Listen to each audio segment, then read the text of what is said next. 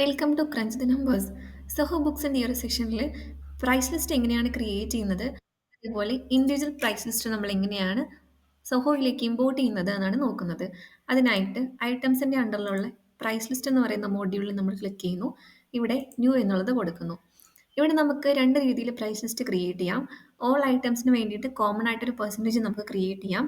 അത് മാർക്കപ്പോ അല്ലെങ്കിൽ മാർക്ക് ഡൗണോ ആയിട്ട്, അല്ലെങ്കിൽ ഇൻഡിവിജ്വൽ ഐറ്റത്തിന് നമുക്ക് ഒരു പ്രൈസ് ലിസ്റ്റ് കൊടുക്കാൻ പറ്റുന്നതാണ്.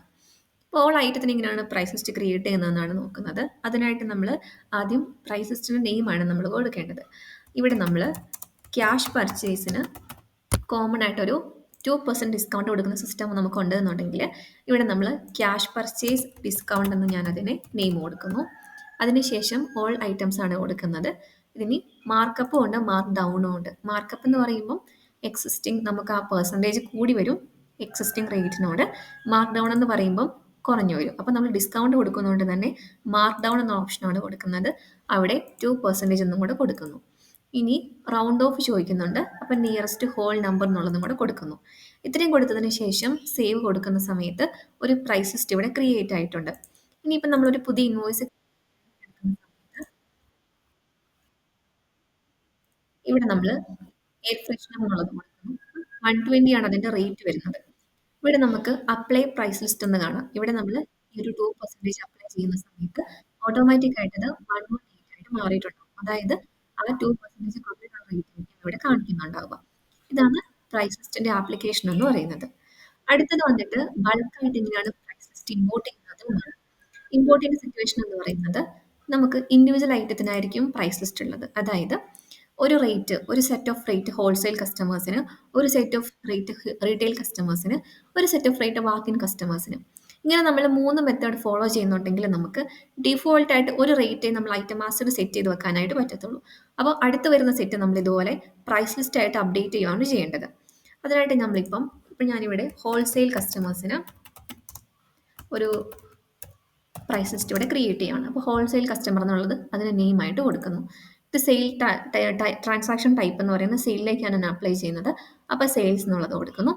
അതിനുശേഷം യൂണിറ്റ് പ്രൈസിംഗും ഉണ്ട്, വോളിയം പ്രൈസിംഗും ഉണ്ട്. വോളിയം പ്രൈസിംഗ് എന്ന് പറയുമ്പം ഒരു ഒരു സ്റ്റാർട്ട് ക്വാണ്ടിറ്റിയും കൊടുക്കാം, ഒരു എൻഡ് ക്വാണ്ടിറ്റിയും കൊടുക്കാം. ഇതിന് നടുവിലാണ് അവർ പർച്ചേസ് ചെയ്യുന്നതെങ്കിലാണ് ഈ പ്രൈസ് ലിസ്റ്റ് ആപ്ലിക്കബിൾ ആവുക. ഞാൻ യൂണിറ്റ് പ്രൈസിംഗ് ആണ് ഇവിടെ കൊടുക്കുന്നത്.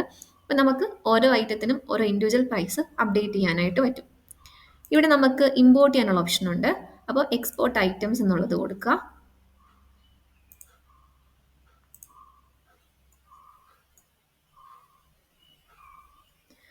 അപ്പോൾ നമ്മളിവിടെ പ്രൈസ് ലിസ്റ്റിൻ്റെ ആ ഒരു ഷീറ്റ് നമുക്ക് എക്സ്പോർട്ടായി വന്നിട്ടുണ്ട്. ഇത് ഇതിൻ്റെ റേറ്റ് ആണ് കൊടുക്കേണ്ടത്. അപ്പം ഞാൻ ഹോൾസെയിൽ കൊടുത്തുകൊണ്ട് തന്നെ ഇതിൽ നിന്നും ഒരു 100 റുപ്പീസ് മൈനസ് ചെയ്തിട്ടാണ് കൊടുക്കുന്നതെന്ന് വിചാരിക്കുക. അപ്പം റീറ്റെയിൽ പ്രൈസിന് എനിക്ക് 1200 ആയിരുന്നെങ്കിൽ ഈ ഹോൾസെയിൽ പ്രൈസിന് 1100 ആണ് ഞാൻ കൊടുക്കുന്നത്.